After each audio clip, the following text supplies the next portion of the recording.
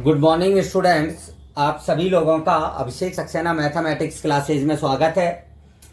आज हम सिक्वेंट and series का लेक्चर नंबर 8 स्टार्ट करने जा रहे हैं आपके सामने। लेक्चर नंबर 7 में हमने 9.2 एक्सरसाइज के क्वेश्चन नंबर 14 तक कंप्लीट कर लिए थे। आज हम क्वेश्चन नंबर 15 स्टार्ट करेंगे। क्वेश्चन नंबर 15 काफी मोस्ट क्वेश्चन है, सभी स्टूडेंट ध्यान से देखेंगे। इस टाइप का क्वेश्चन आपका एएम में भी, समांतर माध्य में भी है और इसी टाइप का क्वेश्चन आपकी गुणोत्तर माध्य में भी है। और मैं आपको बता दूं कि इस टाइप का क्वेश्चन एक बार कॉम्पिटिटिव एग्जाम्स जेई मेंस में भी पूछा जा चुका है। सो सभी स्टूडेंट ध्यान से देखेंगे। क्या दिया है, यदि ए की पावर एन प्लस बी की पावर एन अपॉन ए की power n minus one plus b की power n minus one a और बी के मध्य समांतर माध्य हो तो एन बराबर।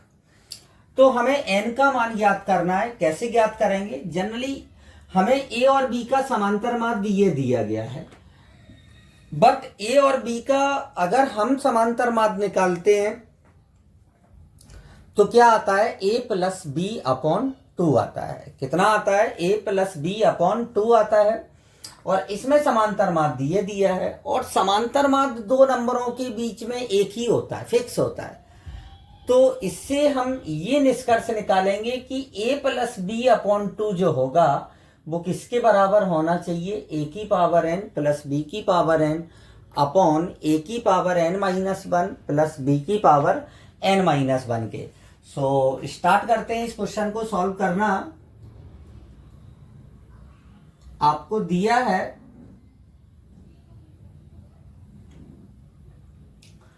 a और b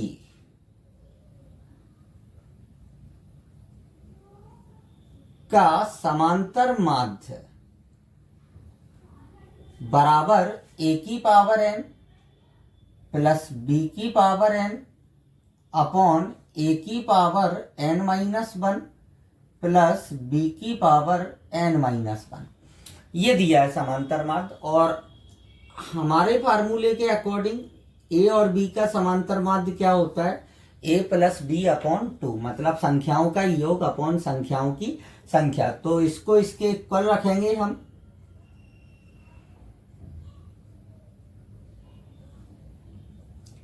a की power n minus one plus b की पावर n माइनस वन। अब हम क्रॉस मल्टीप्लाई करेंगे। सभी स्टूडेंट ध्यान से देखेंगे। 2 का a की पावर n में मल्टीप्लाई होगा, सो क्या आ जाएगा, 2a की पावर n प्लस 2b की पावर n इक्वल। इसका इसमें मल्टीप्लाई करेंगे तो a की पावर n आएगा प्लस a b की power n minus one plus b a की पावर n माइनस वन और प्लस b की पावर n। अब a की पावर n और b की पावर n का आप ट्रांसफर करें इस साइड। सो यहाँ 2a की पावर n है और ये आएगा, तो यहाँ पर a की पावर n बचेगा प्लस b की पावर n इक्वल में a b की power n minus one plus b a की power n minus one.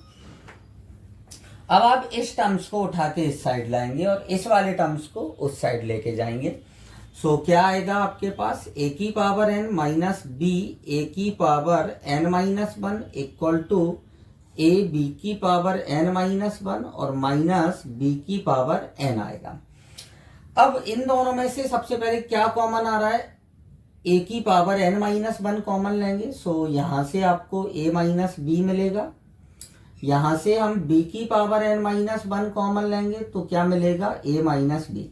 a minus B से a माइनस बी क्या हो जाएगा आपका, कैंसिल आउट। अब b की पावर n माइनस वन को इसके अपॉन में लेके आएंगे। सो a की power n minus one plus b की power n minus one equal to क्या मिलेगा, 1। अब हम इसको लिख सकते हैं a अपॉन बी की पावर की whole power n minus one, और 1 को हम लिख सकते हैं a अपॉन बी की पावर 0, क्योंकि किसी की पावर 0 क्या होता है आपका, 1 होता है।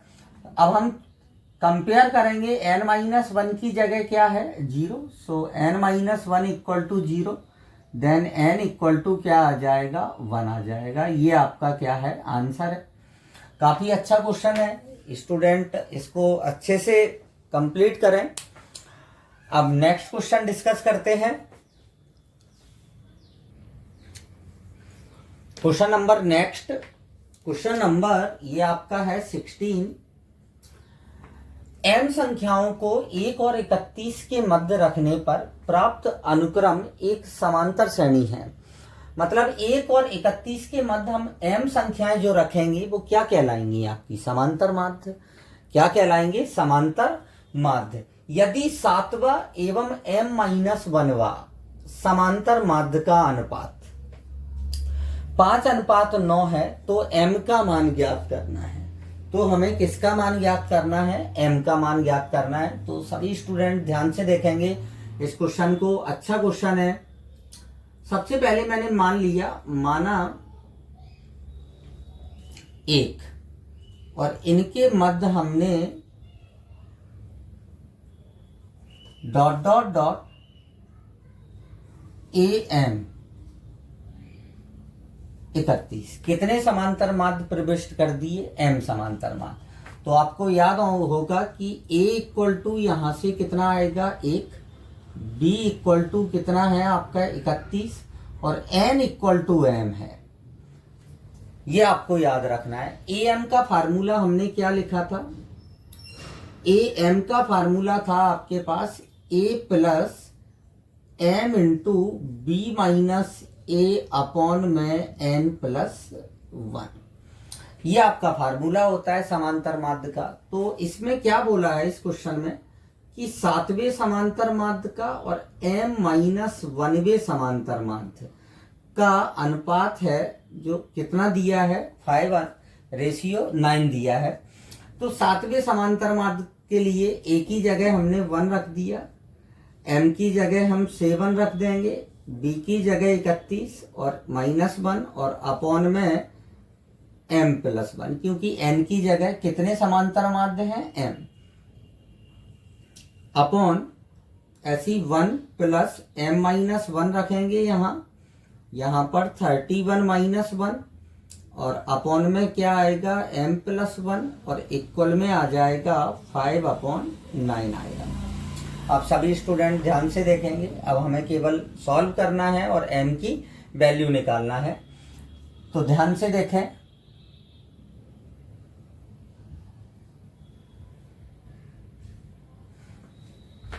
सबसे पहले m प्लस 1 एलसीएम लिया तो m प्लस 1 आ जाएगा यहाँ पर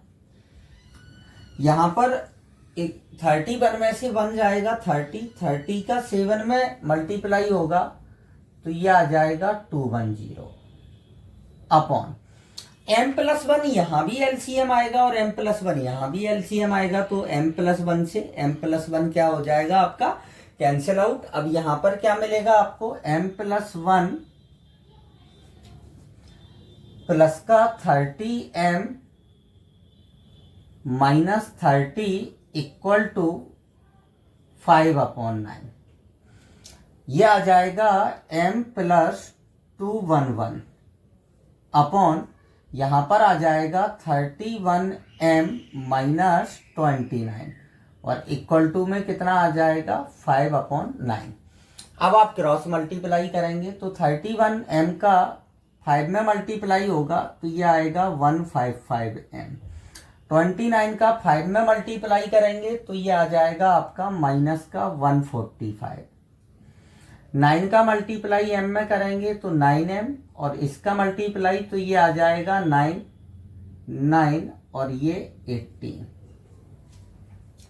अब सभी स्टूडेंट ध्यान से देखेंगे। 9m को इधर लाएंगे तो 155m माइनस 9m और इक्वल टू में 145 कितना आ जाएगा? 155 में से 9 जाएगा तो ये आ जाएगा 146m इक्वल टू यहाँ पर आ जाएगा 2046। तो m इक्वल टू 2046 अपॉन में 146। अब इसको डिवाइड करेंगे जब हम 1 मिनट, यहां पर 244 आएगा 4 4 आएगा। और जब इसको इसमें डिवाइड करेंगे तो m इक्वल टू कितना आ जाएगा आपका 14 आ जाएगा। ये आपका क्या होगा फाइनली आंसर है। अच्छा क्वेश्चन है, मोस्ट क्वेश्चन है, सभी स्टूडेंट अच्छे से इसको कंप्लीट करें। केवल आपको am का फार्मूला यूज करना है। यहाँ अगर और कोई भी नंबर दिए रहते तो उसके अकॉर्डिंग हम करते इसको। सो इसको नोट करें, फिर नेक्स्ट क्वेश्चन डिस्कस करते हैं। Question number 17। क्वेश्चन में क्या दिया है, एक व्यक्ति ऋण का भुगतान 100 रुपए की प्रथम किस्त से शुरू करता है। मतलब प्रथम किस्त में कितने रुपए देता है, 100 रुपए देता है। यदि वह प्रत्येक किस्त में 5 रुपए प्रति माह बढ़ता है, प्रथम मतलब प्रत्येक किस्त में कितने रुपए बढ़ता जाएगा, वो 5 रुपए बढ़ता जाएगा। तो 30वीं किस्त में दी गई राशि, 30वीं किस्त की राशि हमें बताना है। इस क्वेश्चन में सभी स्टूडेंट ध्यान से देखेंगे। तो सबसे पहले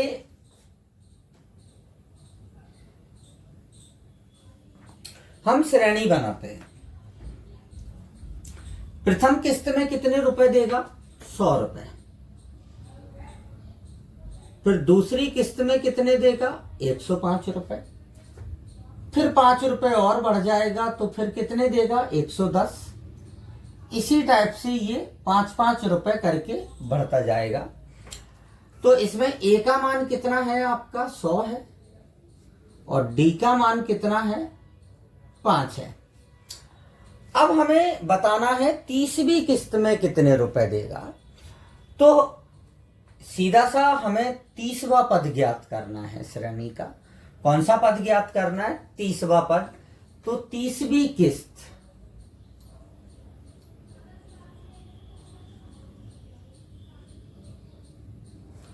बी किस्त मतलब a plus 30 minus 1 into D. A का मान कितना है, 100 प्लस 29 इंटू 5।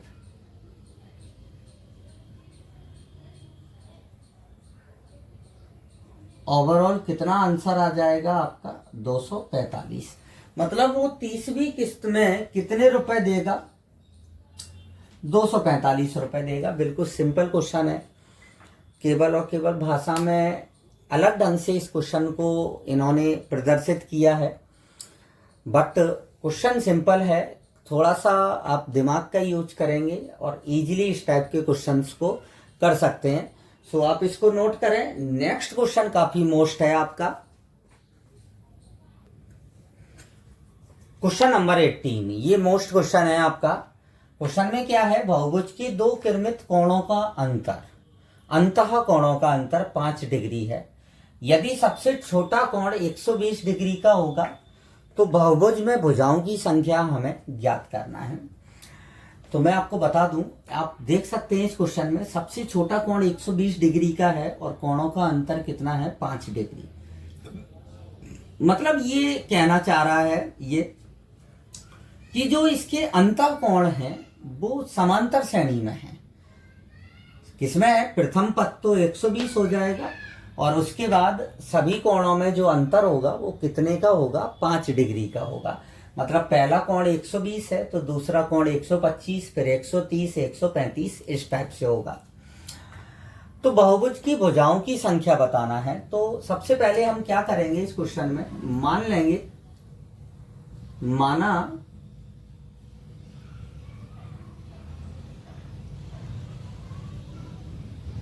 भुजाओं की संख्या n है।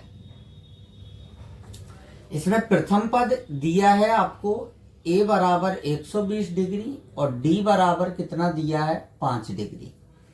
a बराबर 120 डिग्री और d बराबर कितना है, 5 डिग्री। अब ध्यान से देखेंगे, सभी अंतःकोणों का योग, बहुभुज के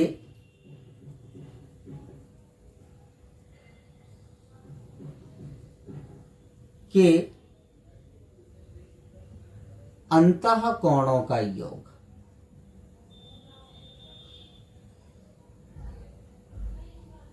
योग होता है आपका, ये फार्मूला होता है। सभी स्टूडेंट को इस फार्मूले को याद रखना है, n-2 इंटू 180, n-2 इंटू 180। ये आपके 10th क्लास में भी था ये फार्मूला अंता। और अब हम इसकी जो अंता कोण है वो समांतर श्रेणी में है। अंता कोणों का योग ये फार्मूला होता है, और समांतर श्रेणी में तो निश्चित बात है हम समांतर श्रेणी के भी n पदों का योग का फार्मूला लगा सकते हैं। तो n/2 2a प्लस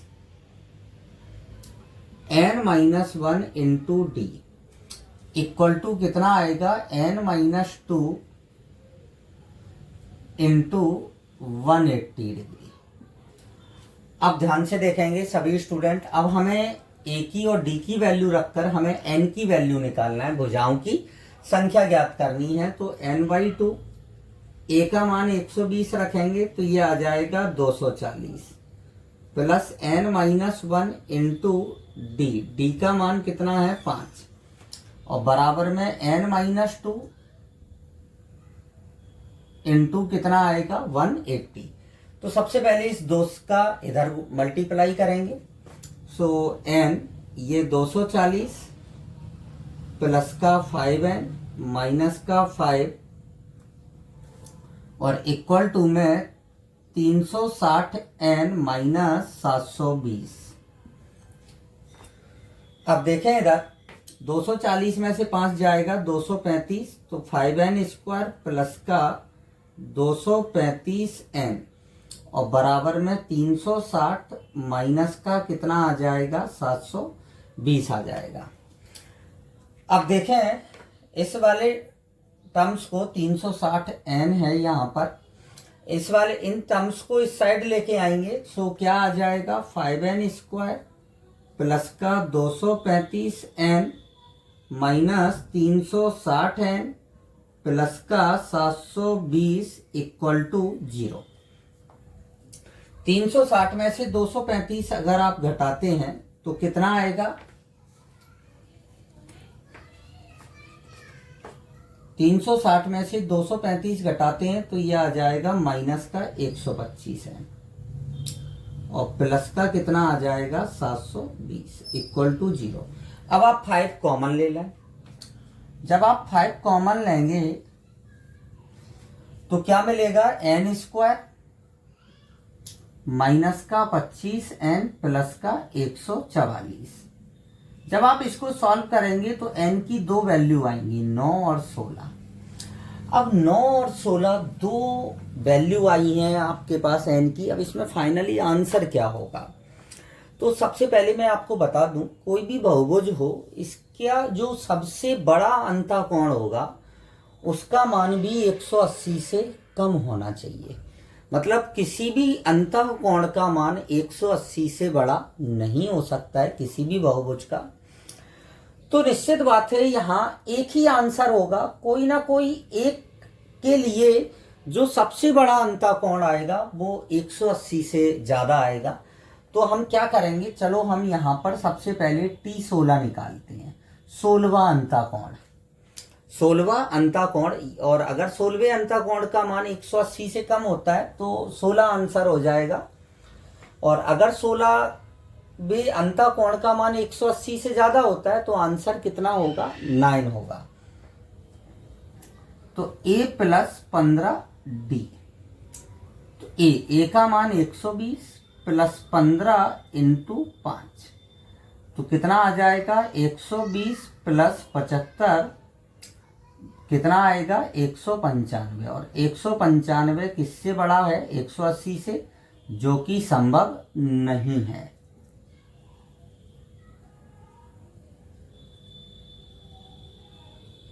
नहीं है, अतः n बराबर कितना होगा 9 होगा। n बराबर कितना आएगा 9 आंसर आएगा। सो अच्छा क्वेश्चन है, सभी स्टूडेंट इसको नोट कर लें। और यहाँ पर आपकी एक्सरसाइज 9.2 खत्म होती है। 9.2 के सभी क्वेश्चंस हमने कंप्लीट कर लिए हैं। इसके जो भी एग्जाम्पल्स हैं उनको आपको सेल्फ ट्राई करना है, और यदि किसी एग्जाम्पल्स में कोई प्रॉब्लम आती है किसी स्टूडेंट को तो वो कमेंट्स बॉक्स पर जाकर मुझे इन्फॉर्म कर सकता है। अब हम एक्सरसाइज 9.3 की थ्योरी मीन्स गुणोत्तर श्रेणी अपने लेक्चर नंबर 9 से स्टार्ट करेंगे। सो आज के लिए इतना ही। Thank you.